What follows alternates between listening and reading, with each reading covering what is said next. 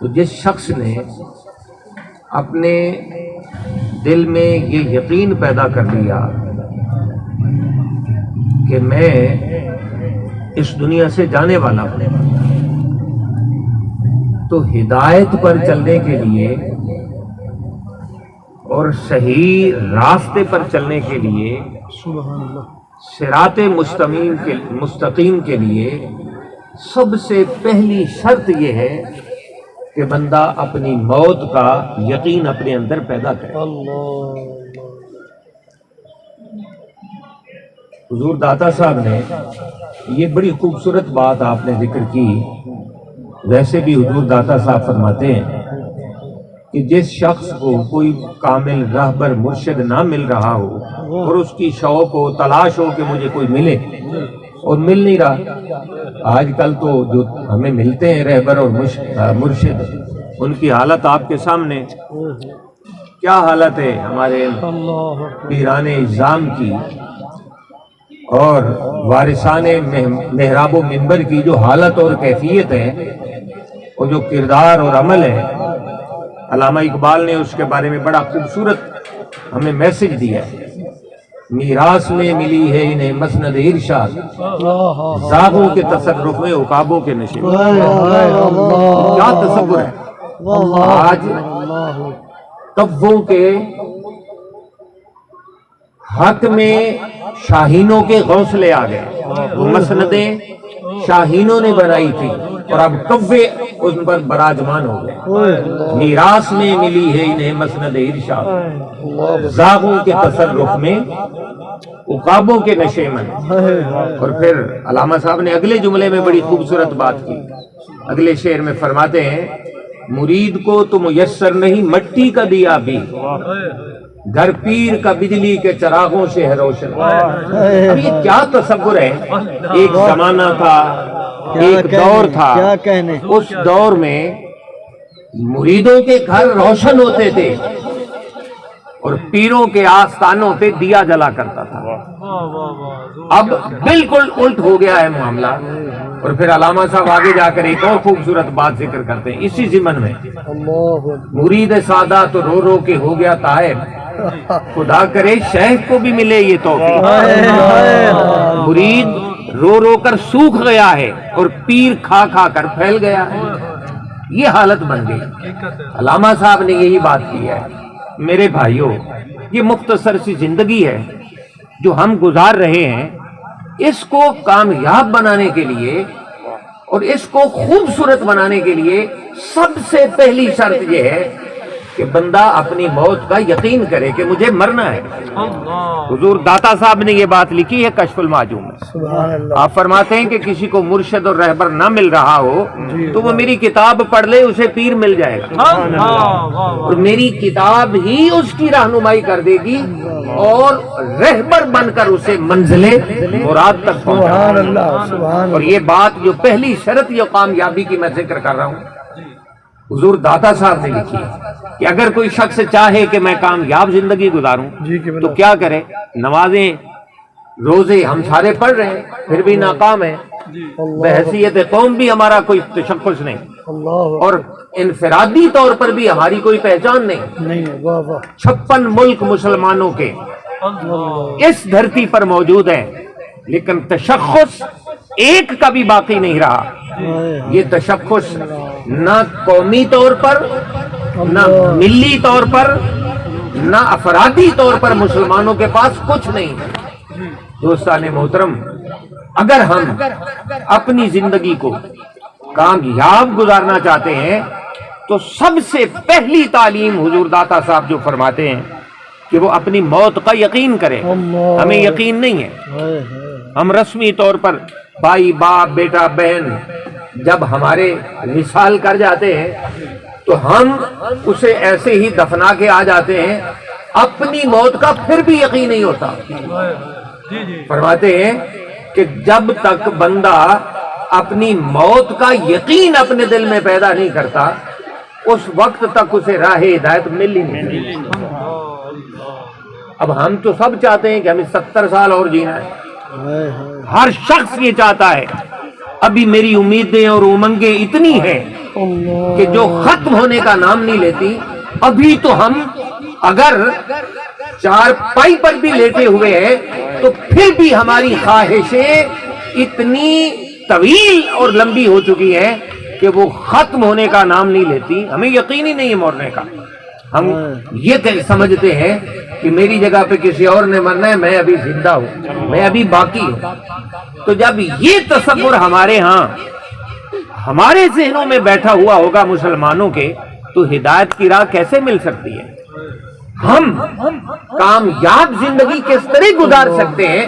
اس لیے بھائیو, کم از کم پہلی شرط جو کامیابی کی ہے کہ ایمان والا اپنے مرنے کا یقین پیدا کرے کہ میں نے مرنا ہے, اور اس بات پر جب یقین ہو جاتا ہے تو وہ ہدایت کی پہلی سیڑھی پر سوار ہو جاتا ہے اور اسے راستہ مل جاتا ہے.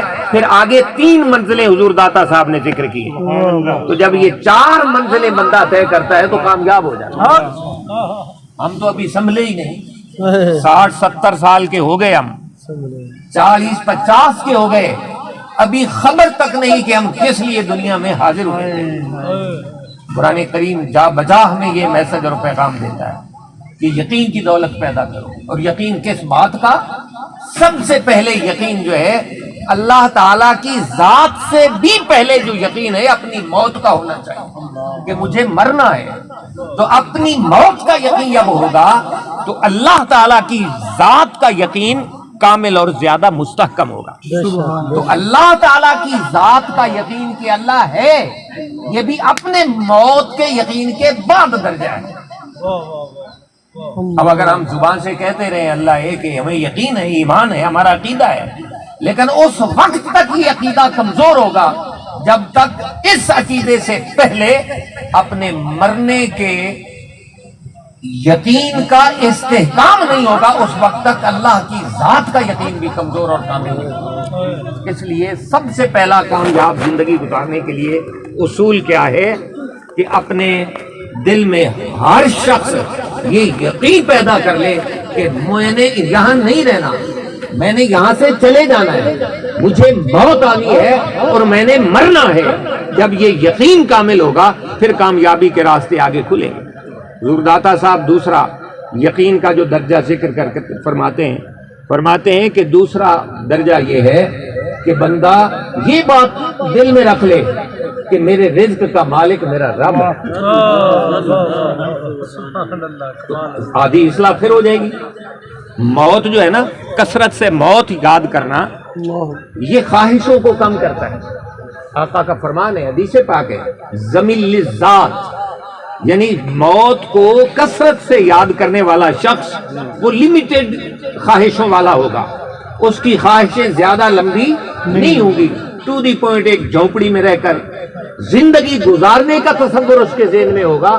کوئی لمبا چوڑا نصاب دنیاوی زندگی کا اس کے سامنے نہیں ہوگا جس کو اپنی موت کا یقین ہوگا.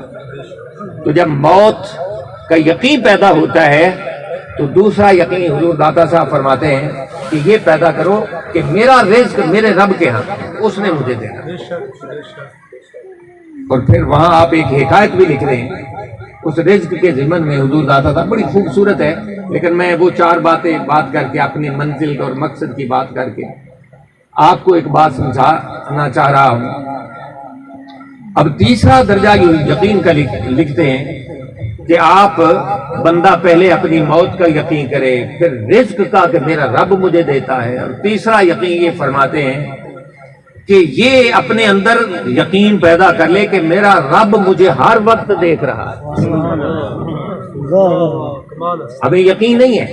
اب ہم خلوت میں ہوتے ہیں نا, اکیلے موبائل پہ ہوتے ہیں نا, آذانیں آ رہی ہوتی ہیں, نمازیں ہو رہی ہوتی ہیں, اور اس لمحے ہمیں یقین نہیں ہوتا کہ میرا رب مجھے دیکھ رہا ہے. حضور داتا صاحب فرماتے ہیں کہ تیسرا یہ یقین پیدا کرو کہ میں سویا ہوا ہوں, اکیلا ہوں, مجلس میں ہوں, میرا رب مجھے دیکھ رہا ہے. یہ یقین ہمیں نہیں ہے. یہی تو وجہ ہے کہ یقین کمزور ہونے کی وجہ سے ہمارے دامن عمل میں بہت ساری کوتاہیاں اور غلطیاں ہیں, اور کتاب زندگی گناہوں سے بھری ہوئی ہے. اگر یقین ہو جائے تو ہم سنبھل کر زندگی گزاریں. ہم قدم کو انتہائی احتیاط کے ساتھ اٹھانے کی کوشش کریں اور اپنی زندگی کو انتہائی محدود اور مخصوص انداز میں گزارنے کی کوشش کریں۔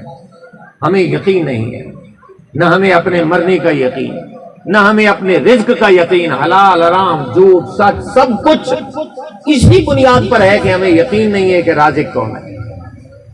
اور پھر تیسرا یہ جو یقین آپ نے فرمایا کہ ہر شخص یہ پیدا کرے اپنے اندر کہ میرا رب مجھے دیکھ رہا ہے، تو جب یہ تیسرا درجہ یقین کا ہوگا تو پھر آپ آخر میں ذکر کرتے ہیں کہ اب چوتھی اور آخری یقین کی جو صورت ہے وہ ہر شخص یہ اپنے اندر پیدا کر لے ذہن کہ جو کچھ بول رہا ہوں میرا رب سن رہا ہے۔ تو جب یہ یقین ہو جائے گا تو دوستو وہ بولنا بھی کم کر دے گا، وہ چلنا پھرنا بھی کم کر دے گا، اپنی خواہشیں بھی محدود کر لے گا اور اپنی موت کی ہر وقت تیاری میں لگ جائے گا۔ تو یہ ہے کامیاب زندگی گزارنے کا مختصر سا نصاب۔ اور پھر قرآن کریم نے اللہ تعالیٰ نے جو بات ذکر کی ہے نا، ان الذین قالوا ربنا اللہ، یقیناً وہ لوگ جو یہ کہہ لیتے ہیں کہ ہمارا پروردگار اللہ ہے، ہمارا رب اللہ ہے، پھر یہ کہنے کے بعد اگلا کام کیا کرتے ہیں؟ ثم استقاموا، پھر اس پر استقامت، دوام، مواظبت اور ہمیشگی اختیار کر لیتے ہیں کہ ایک لمحے کے لیے بھی ان کے دل سے یہ بات نہیں نکلتی کہ ہمارا رب اللہ نہیں ہے، ہر وقت یہ قائم تصور رکھتے ہیں۔ استقامت جب قائم ہو جاتی ہے تو اللہ تعالیٰ فرماتا ہے پھر ہم اس کی ساری ذمہ داریاں خود لے لیتے ہیں۔ تو اس سے جو بات ہمیں سمجھنی ہے اس آیہ کریمہ کے حصے سے وہ یہ ہے کہ زندگی میں اللہ تعالیٰ نے مسلمانوں کو اور ایمان والوں کو جو تعلیم دی ہے وہ یہ دی ہے کہ اسلام کی سب سے مرکزی تعلیم یہ ہے کہ ہر کام میں استقامت اور مواظبت اختیار کی جائے، کہ اگر آپ اپنی زندگی میں ایک کام کرتے ہیں نیکی کا تو وہ ہمیشہ کرنا ہے، یہ نہیں کہ ایک دن کیا پھر چھوڑ دیا پھر جب دل چاہا پھر کر لیا۔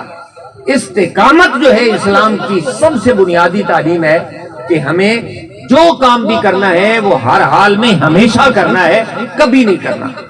اس لیے ہم اپنی زندگی کو بدلنے کی کوشش کریں، اپنی زندگی میں یہ یقین کے جو 4 درجے ہیں یہ پیدا کرنے کی کوشش کریں، تو انشاءاللہ تعالی ہمیں مرنے سے خوف نہیں ہوگا، پھر ہمیں مرنے سے محبت ہو جائے گی، پھر ہمیں دنیا میں رہتے ہوئے بھی آخرت سے پیار ہو جائے گا جب ہم اپنی زندگی کو اس راستے پہ لگا لیں گے۔ اس لیے اللہ رب العزت کی پاک بارگاہ میں دعا کرتے ہیں کہ مالک و مولا ہم سب کی اس مختصر سی حاضری کو اپنی پاک بارگاہ میں قبول فرما، اور محترم ظفر اقبال صاحب جن کی اہلیہ مرحومہ مغفورہ کا آج ہم ختم پاک پڑھنے کے لیے جمع ہوئے ہیں، اللہ تعالیٰ